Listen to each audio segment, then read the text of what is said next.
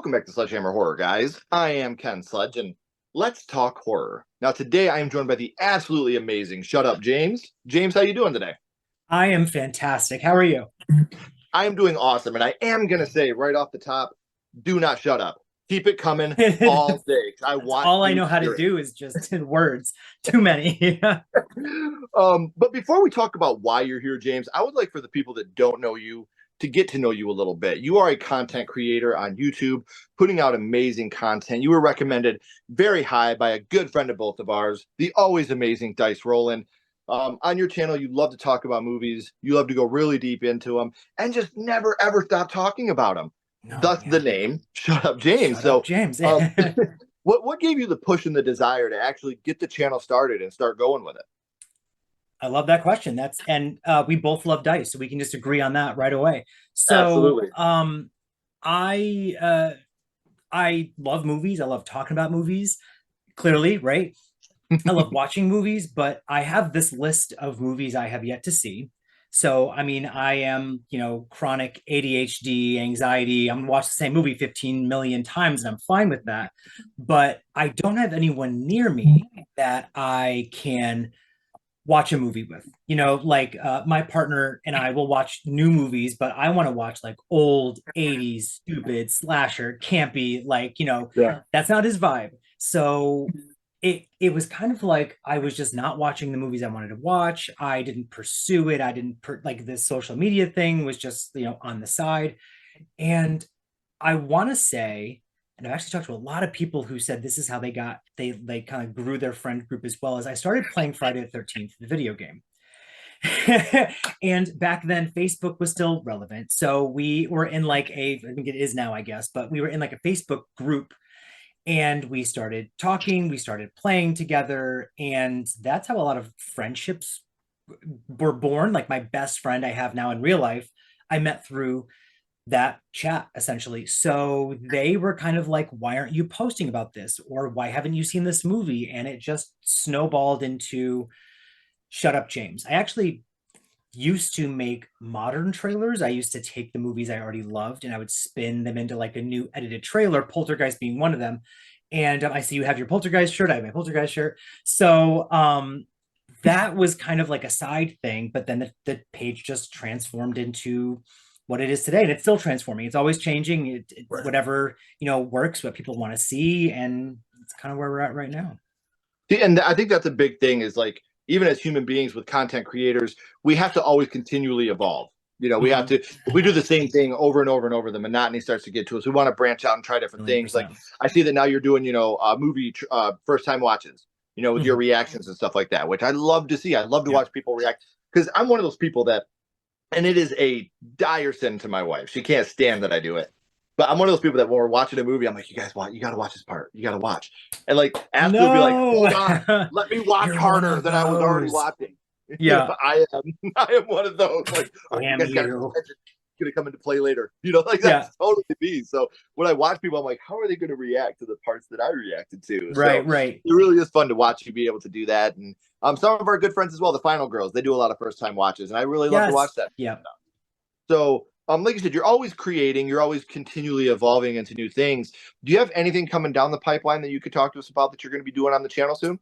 My gosh. Well, lots of more reactions. I mean, I'm kind of looking at what other reactors are doing that I like or other content creators in general. And I'm like, well, can I make that work? Can I fit it in my schedule? Because I have a full-time job, unfortunately. So couple more reactions, like I just watched Winnie the Pooh Blood and Honey 2. So that reaction will be out by the time this is out. It will be probably already out there. The Burning, a lot of summer themed reactions. I do a lot of live watch parties. So if there's a movie I want to watch, but I'm like, I'm not going to have the time to sit and edit this for 20 hours. It takes forever to edit these movies, but I really want to watch it. We do live watch alongs. I'm still working on some trailers. Um, but yeah, just always evolving, like you said, always moving. There's a lot of movies I would not have even thought to watch that are being recommended and requested, and I'm finding gems I didn't even know existed. So I try to put stuff out based on the time of year or holiday or whatever. So if it is Thanksgiving E, it's going to be something with food, a feast, Thanksgiving, Yeah. whatever. If it's, holiday season, it's going to be, Killer Santa, something along those lines. So kind of based on the time of year, you can always look forward to that. So right now we're in camp and summer horror, essentially. A lot of aquatic horror, I've noticed actually. And to me, aquatic horror is some of the scariest because if I can't see what's below my feet, I'm out. I Um, genuinely hate that. It's a genuine fear. yeah, unless I'm on a jet ski, then I'm good. Yeah. Oh Um, yeah. but amazingly, you guys don't have to go far to find out all this stuff about James because all his links are right down in the description. So make sure you're following on social media. Make sure you're subscribing on YouTube. Make sure you are hitting that bell. Make sure you are hitting those thumbs up because this I YouTube appreciate you. algorithm is a tricky, tricky lady, and trying to crack her code is something that if you figure out how to do it, let me know. But the best way you can help out just by watching, liking, subscribing, it pushes more than you know. So please go and do your fair share over at Shut Up James. Not for me, not for him, for you. You're not going to For regret it. So you. Thank you very much. Yeah, that algorithm is sneaky and treacherous, to say the the least. worst So part, man, is like you'll come up with this video idea and you'll work so hard on it and you'll put it out there and be like, ah. And then you'll just throw a video together and it just blows up and you're like, what the fuck is like what going on? happened? I'm like, I don't understand, but like there's no rhyme or reason. Like Right. the Winnie the Pooh situation, I'm like, this is relevant, this is now, this is current, everyone will be talking about it. I don't know how it's gonna do, but guaranteed, 3 videos down the road, I'll be like, I don't care about this crap, and that's gonna, go viral That's or when it starts to whatever. come back Yeah, up. it's so crazy. And again, we appreciate it, guys. When we see it come up in our top viewed for the month, we love Yeah, that. So please continue to it do does make that. us very So happy. Thank you. yes. So, in order to talk about horror, be a part of Shut Up James and have this amazing thing that you're doing, horror had to start for you somewhere. So now, my friend, I would like to go back to the past and talk about what got you started in the horror genre, your Mhm. first horror movie. And I'm pretty sure you guys cracked the code anyway, but James, your first horror movie was Poltergeist. an amazing start to The your horror original, the life, OG, the classic Poltergeist. which to me is still hilarious that it is PG. I'm just throwing it out there. That's My hilarious. God. Like, and that's why I was watching it. I mean, there are other movies I know I had seen parts of, or like we're coming and going, but Mhm. Poltergeist was the first that like start to finish, I was like entranced and terrified and the one that probably stuck the longest and I think shaped the first 30 something years of my preference for movies. Like if I look back at why I like certain things or need things to be a certain way in a movie, 90% of the time it can be traced back to this one movie. So it's I've Poltergeist's fault. anybody can go through these and figure out. I've said that from the beginning. I feel like our first horror movie really does have an impact on what we decide to watch later on. We kind of, Yep. sink our teeth into that subgenre of horror, and that's kind of our preference moving Yep. forward. But, and you were saying, this being PG, I watched this and Tourist Trap for the very first time on Fox 36 Toledo at like 2 o'clock in the afternoon on a Saturday because they were Right. PG Right movies. after our cartoons. Like Right, and I just remember being scared shitless of both of these movies. Like, how the fuck are these PG? Like to this day, it, they're still super scary movies. So yeah, you graphic remember too. I mean, Bob? I've never seen I've never seen Tourist Trap. I've been told it's on my list. I have a very long list. Again, this list is just like over it's like 150 movies in this list that's genuinely in my like notes on my phone. Yeah, But even just Poltergeist, I'm like, there are some graphic scenes in this movie. At times a very wet movie. yeah. PG. It's a joke. But when you do finally get around to watching Tourist Trap, you need to Mhm. text me because I would love to know what you think of that I'll let movie. you know. I I'll let you know. adore Tourist Yep. Trap. But Poltergeist, which looking back for us as kids, this was Mhm. heavy. But for what's around today, this really is kind of a gateway horror movie, even though it is Very. terrifying. But do you Yes. remember about how old you were the first time you had seen it?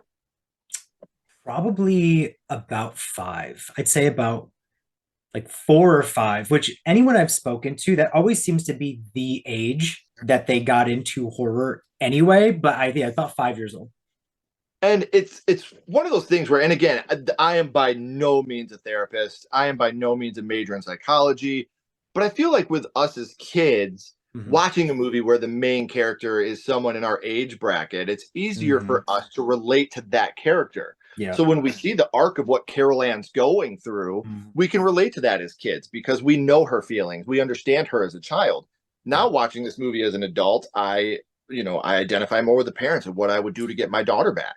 Right. So watching movies like this really is, it's amazing to watch them as a child and then go back and rewatch them as an adult and get those different feelings you have Oh on yeah. different eras of your life. So we know that you were quite young when you watched Poltergeist for the first time, but do you remember who you were with when you watched it?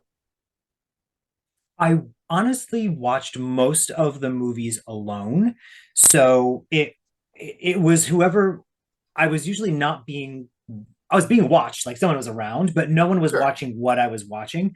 Um I'm trying to think. Yeah, like my sister was maybe babysitting me, or my mom was taking a nap or something like that. So whatever was on, and that's so probably alone. The TV was our babysitter.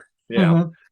Essentially, yeah, no one was paying attention, which is also why like I feel like I'm drawn to horror movies with family elements, Mhm. which this is very heavy in that. But I Super heavy. literally, I'm like you said, like you connect to the kid when you're a kid, and I'm watching this movie. I'm going to jump ahead in case this is a question or something later on, but there, like I'm watching a movie about a kid who is taken, you know, not even halfway into the movie.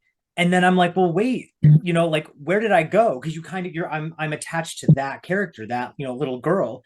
And now I'm watching this family unit, try their damnedest to get her back. And spoiler alert, didn't grow up in the most stable of families. So it was a lot going on. There's a lot of things. And again, that's definitely what shaped what I would look for in the future. But if there's a family in a horror movie, I'm locked in. The best horror is a drama wrapped up with scary moments. Period. You know what I mean? Like I'm Yep. 100% agree with you. And I think that because my first horror movie was House from 1985. I mean, So, yep, for you have sure. Roger Cobb trying to find his missing son and Hmm. you have all these amazing I that actually I started watching your video of you talking about it, and I had to skip a lot because I haven't seen House.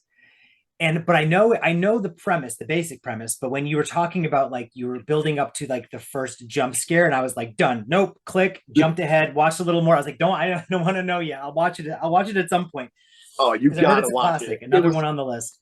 that was my first, it's my Yeah, favorite to this day. It's just yeah, I probably still watch it 4 to 5 times a year.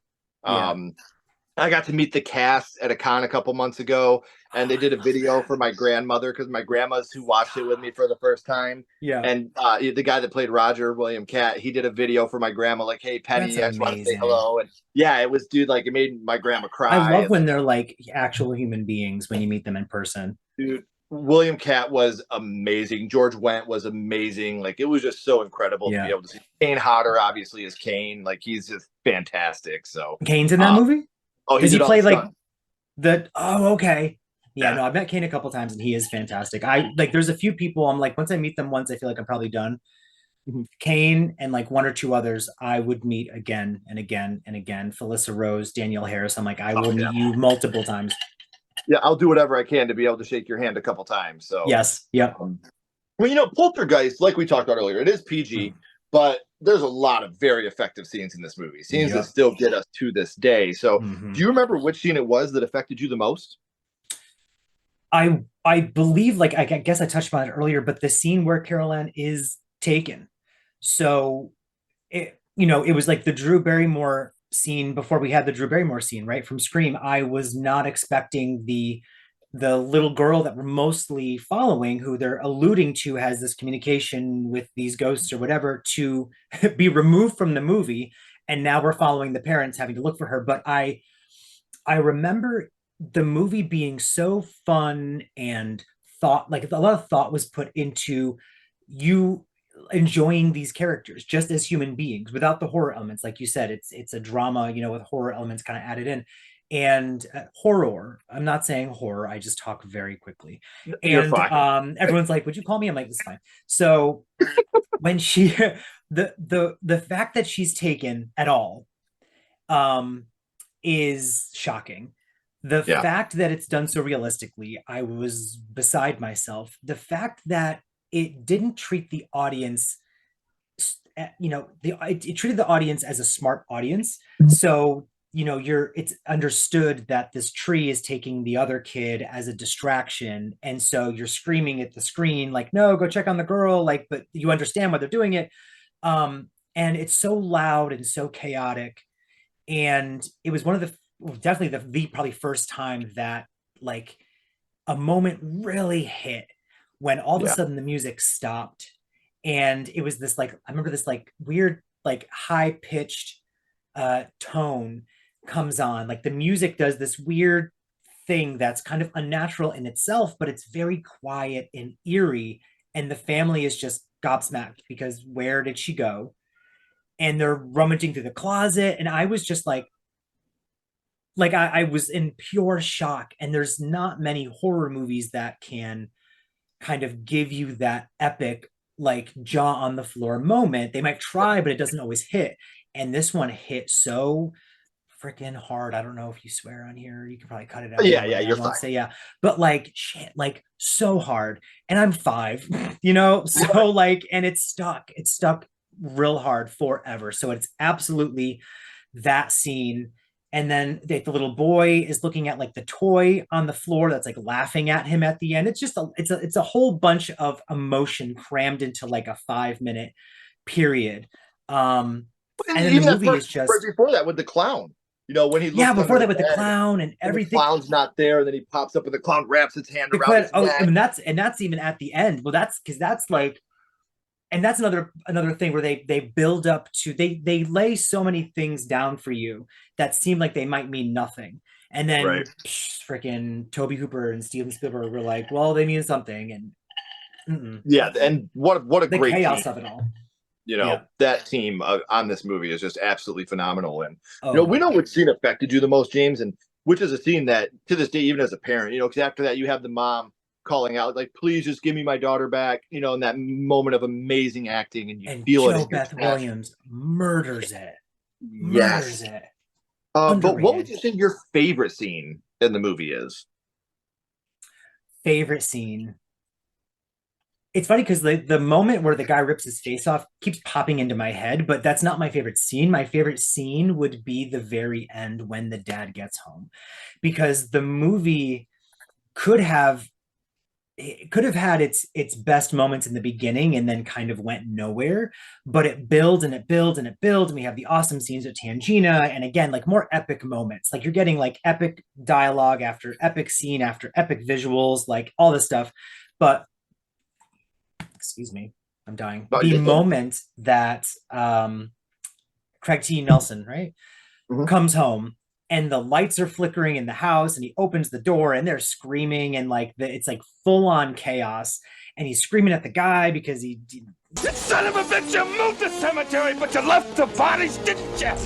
You son of a bitch, you left the bodies and you only moved the headstones! You only moved the headstones! and then it's just so much going on at once. And then they finally pull away, and then they have this big awesome shot that it's like the whole neighborhood, because it Yeah. is weird to think like, it's only happening in this one house, but they say that the whole neighborhood was built on the cemetery. So then you see every house something's going crazy. Yeah. And I just remember another like jaw dropping moment leading, I mean that's the main scene, but then leading up to all of that, and then that last moment where he just pushes the TV out at the very end. It's When they're at the mainly the motel. chaos of it all. Yeah, but that was just like, I don't remember being so like scared and laughing and happy and sad, like every emotion possible at the same time. Yeah. So That's one of my favorite moments too. We've talked about that a yeah. lot. Just pushing the TV out to give you that one last moment of levity at the end of the film And after all that and heavy he's shit and happened. he's such a great comedic actor. So the fact that he does it and then just kind of like looks around and then closes the door, it is perfect. It is. It has the Perfect. perfect timing to it. Yeah. So, when we talk about a franchise, Poltergeist is a trilogy and then a remake. Which is Mhm. your favorite in this franchise? Ooh. Ooh, you're killing me. I love the first 3 movies for different reasons. I think the best technically the best is the original, Okay. but I love the second movie for it diving into the like the alcoholism with the father and the dealing with the struggle, because that was more actually what my family was like. Was, you know, we're living with grandma or someone else, you know, like we're struggling, we can't make the money, dad's drinking, or in my case was stepdad, you know, like that was more relatable. So I was like, well, how are you going to have them deal with all this crap and they're dealing with their personal lives? So it's the personal lives and it's the frick. I was like, I'm so into this. I know people have said like you know, the second movie is weaker. I'm like, no, it's pretty dark.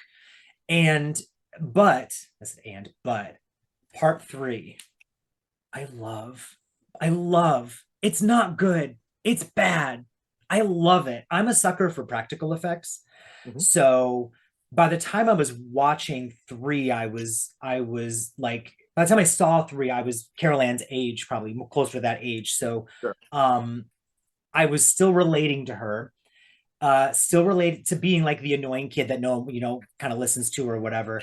But I just love the practical effects, the mirrors and the reversing of like the fog and the puddle scene, even though you can clearly see she's on a thing. I'm like, whatever, I don't care. I just loved it so much. It is such a lackluster ending, but I probably rewatch three the most. Didn't like the remake. It's no secret. Anybody that knows me knows Poltergeist 3 is my absolute favorite in the franchise. Absolute favorite. I almost pulled Me it and out to be like, Ashley, look, it's here, but I grabbed my part ones instead. But I love um, three. Ashley and I on the channel, we do a segment called In Defense of, where we defend movies that aren't well liked in the community, and we always bring a guest on to defend a movie. And we decided at the beginning, like, you know what, we're not going to do an episode on our own. We're just going to let guests do it. And we kept going. We're like, you know what, Ashley's a huge fan of Halloween Resurrection. I'm a huge fan of Poltergeist 3. Let's Mhm. defend these movies. And like, you watch Poltergeist 3 as an adult, and there's one line in this movie that is so meta and it's so damn funny, and nobody picks up on it. But the aunt in this movie was Oh, also how the does no one get villain. it? I know that you say it. I know which one it is, but Yeah, like she's also the villain in Carrie. yeah.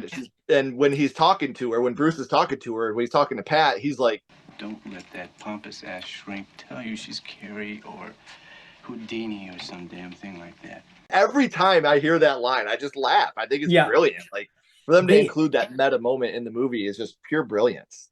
that's it. When, yeah, when you can give the audience something to go, see what I did there? That's not obnoxious or you know, egregious or Yeah. insulting, then it makes it like it makes it that much better. It makes it that much better. I feel like it is a very well written movie, for the most part, for what they wanted to do. It, you know, not everything came to be for Right. many different circumstances, And but I as we feel all like it was a know, very clever approach. if you guys haven't seen it, there's an episode of Cursed Films on Shudder where they talk about Poltergeist, and they talk Mhm. about Poltergeist 3. And obviously, I'm not going to get too deep into this, but Heather O'Rourke, who played Carol Ann, passed away while filming Poltergeist 3, and Mhm. nobody gave a shit anymore. They didn't want to finish it. They wanted to scrap the movie, and the studio was like, "That sucks because you're finishing it because we spent all Right. this money." So the directors and the writers were like, "You know what? Throw this ending on it, put it out. Let's just Mhm. go." And they were like, in hindsight, we should have delivered a bomb ass ending in honor of Heather, you know. But at the Yeah. time, we were devastated. We were hurt, you know. And me personally, the way I would Mhm. have ended this movie, I don't have a problem with them walking out with, you know, holding a body double. What Yeah. I hate is afterwards when you have the lightning strike and Kane laughing, because that's It's as if it was for nothing. right. It's like you're going to do this again when you know you're not. How Yeah. I would have ended the movie, I would have called Joe Beth Williams. I would have called Craig, and I'd have been like, "Listen, we need you for one scene. That's it." And the movie would have ended with Aunt Pat and Uncle Bruce handing her off to them Mhm. getting in the taxi and waving goodbye as she got her happy ending to go home with her family. Chef's kiss. You know, and you know that Carol Ann's gone. She's safe. She's with her Happy, family. safe. She's Yes. happy. Exactly. So, but in Yeah. hindsight, if I had just lost a 12-year-old girl, the last thing I'm thinking is writing a perfect ending for this stupid movie. You know what I mean? Right. Like the little girl's life was just lost, and I don't want to. I don't want to see a body double that looks just like her right now. Yes. And actually the first when I said modern trailers earlier, the first modern trailer I ever made was for Poltergeist 3. Because back in the day, I used to make, yes, I used to make them for movies that I thought didn't get the proper trailer that they deserved. So my first one I made was like 9 years ago at this point was Poltergeist 3. And it goes into what you're saying, which I was just so shocked and confused as to why, after she passed, they didn't want her in the marketing. That was very much out there, as they said, remove her from the marketing. We don't want her attached to this, which I thought was very insulting and obviously the complete wrong thing to do. So we get this really cool teaser, right, of the cameras like going through Chicago, and then it's like it zooms in on the Hitchcock building, I think it is, whatever, and he says like guess who's back in town or something stupid, and then you get the original Poltergeist music, a couple flashes of some stuff happening, and it says Poltergeist 3. There's only one glimpse of Carol Ann from behind wearing her red little whatever, and that's it. And I was like, that is just so strange to me. And then now that I know all this did behind the scenes, and the studio was like, you got to finish this movie. Do you know about the alternate ending? I know we're off a little bit because it's Poltergeist 3 and not one, but no, you don't. So if you can get the Poltergeist 3 release from Shout Factory, there's not many. There's not many behind the scenes, but there is a commentary from the director, who is still a little kind of like not remembering some things. It is what it is. But I remember that there was this alternate ending that they had talked about, and people were like, the studio said no, it didn't happen. The director said no, it didn't happen. The studio said yes, it did. Cinematographer said no, it didn't. This actor said yes, it did. So no one was like, what are you talking about? Scream Factory, this is why I used to love Scream Factory so much, used to find every bit of anything they could about a movie before they would release their version. So they found the original ending. It has Heather O'Rourke. It has Scott, because also if you watch the normal version of the thing, like where's Scott, right? Like he gets pulled into the thing, but he doesn't come back out. He's interviewed or something is saying like, they didn't call me. I was wondering where the hell I was too. There is an ending with, there's a happy ending with Heather.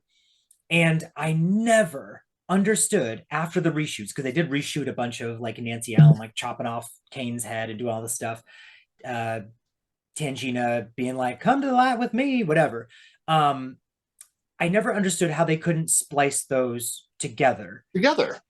Because it exists. So it's on the Blu-ray. It's on their Blu-ray. And it is a beautiful, perfect little like wrapped in a bow ending. So if you can, at this point, it's probably on YouTube. You could just look it up and find it. I already wrote it down. I'm going to look for it. It is the weirdest thing to me though, how and why they were like, no, you have to have this body double. It makes for a sadder, more lackluster ending, what they gave us. Yeah. So and I really wish, out of respect for Heather, they would have done something more special. Right. Especially because the director, I believe the director said that he wasn't even involved in a lot of the reshoots. Because I know in the Kurt Films thing, he talked about, he was like, I didn't even want to be there. I wanted nothing to do with it. He was so in the commentary, it's dripping with, he was so close with Heather. Yes. Heather wanted to be a director. Heather used to sit in behind the scenes with him. She was so into the making of the movies. And it's even more tragic when you hear that. But that's why he was like, no, I'm not. I made the movie. I made my movie with Heather, and Heather did her part, and I did my part, and we're done. So that's still, it doesn't make sense why the studio did that, but that's my side note. I also have like ADHD with how I talk about movies, and that's why you're fine. No, like I said, like I just learned something today about a movie that I completely adore, so I'm gonna go try to check this out when we're done. But we touched on it a little bit, but we didn't get too deep into it. Poltergeist did have a remake. Did you see the remake, and if so, were you a fan? I saw the remake. I thought that the talent was there, because those are amazing actors. Some of the visuals in that movie are great. Like you have a lot of great people attached to it, but in my opinion, it added nothing. It did add some new stuff, but not anything that we needed. Right. And it actually removed the thing that made the first movie so amazing, which was I didn't believe that this mom was desperately trying to find her daughter. I didn't believe that her and Sam Rockwell, I believe, were like, everyone was giving great individual performances, but none of them meshed for me. Like they didn't connect. I didn't believe them as a couple or as parents or whatever. And I don't know, what could have been happening during production for that to be the thing. But just felt not all there. Right. You The know, only like, and thing then I the love house about this, exploding at the end, like visually cool, but it didn't hit because we didn't have a connection with the characters. I will say there was the moment. I remember the scene with the clown actually being very scary in the remake.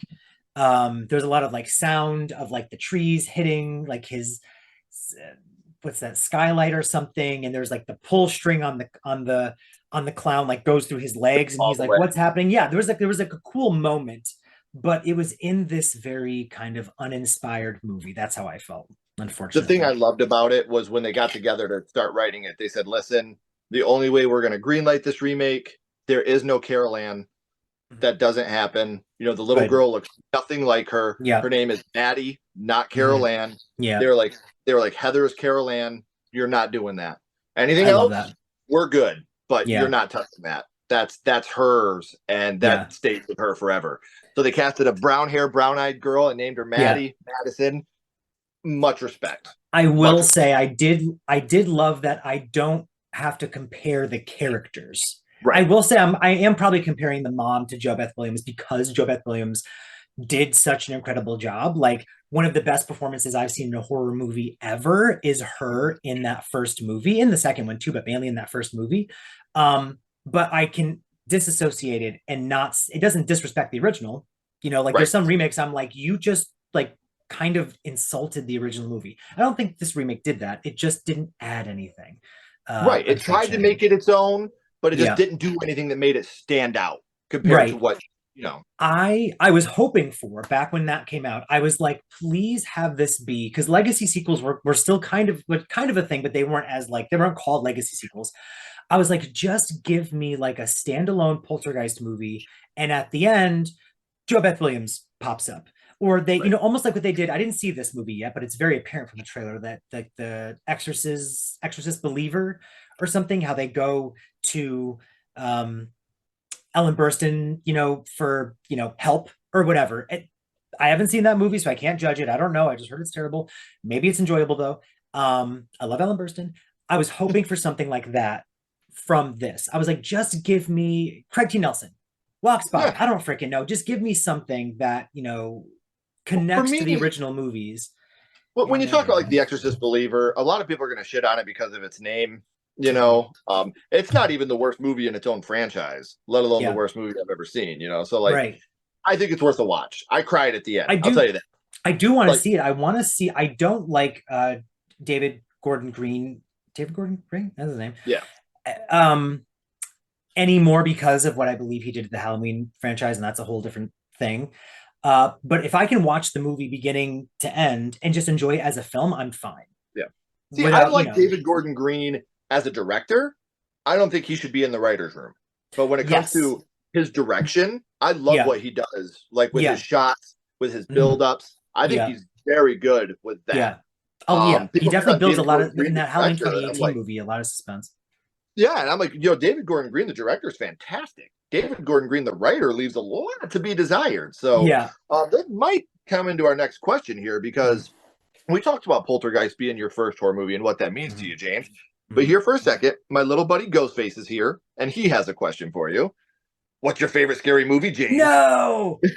Oh my What is gosh. your favorite horror movie of all time? That is an impossible question to answer. And that's why I never tell people I'm asking because I don't want E- you to think about it. I just want the e- first one that comes to your head. See, right now, because we're talking about Poltergeist, my brain wants to say Poltergeist, but I honestly haven't seen Poltergeist in probably a couple of years. I used to watch it a couple of times a year. Um, that is rude, mean spirited. Okay, what do we? I don't know. I I can't.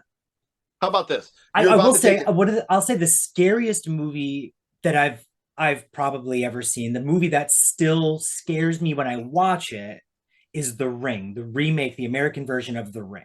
That is always at the top of my anytime I watch it, every like 7 or 8 years, I'm like, maybe I'll try it again and see if it's not. Nope, nightmare fuel. That movie. Um, Which but is when it also comes to like PG-13. PG-13, it's always the ones made for kids. Yeah.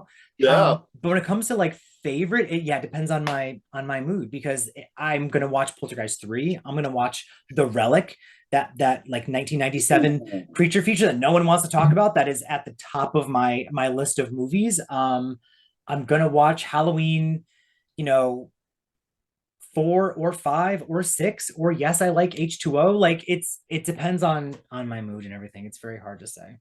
H2O is my favorite in the franchise, and I fucking hate 6. I Oh, hate you hate 6. 6. See, If 6 was a person and I met them, I'd probably give them a stone cold stunner right oh on the my spot. gosh.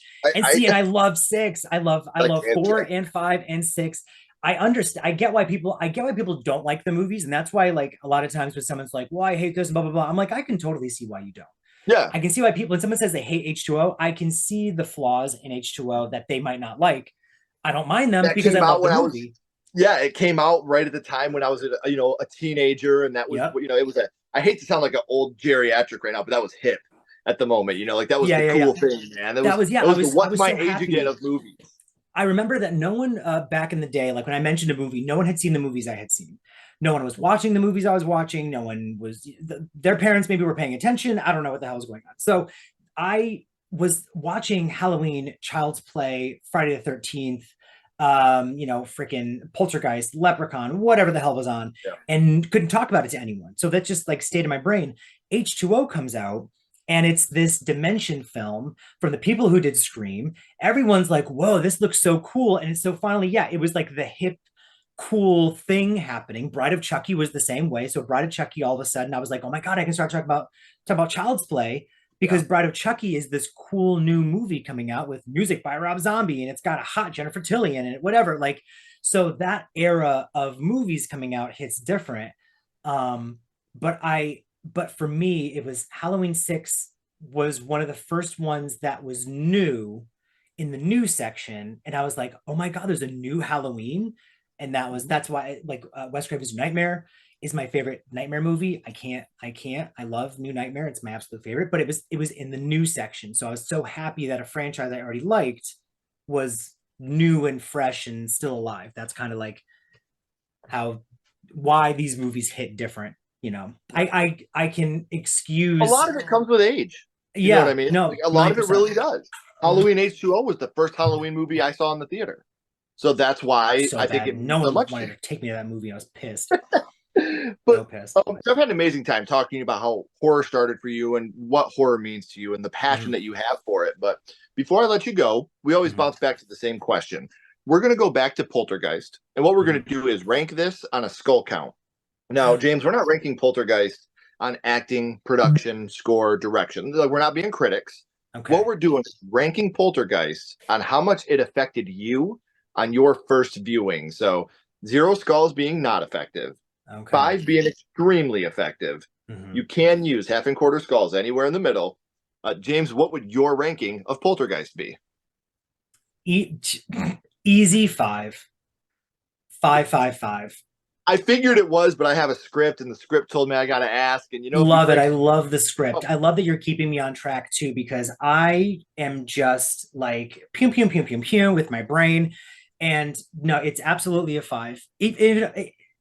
Scary. I laughed. I cried. What's the saying? You'll laugh. You'll cry. You'll love this movie. That was me.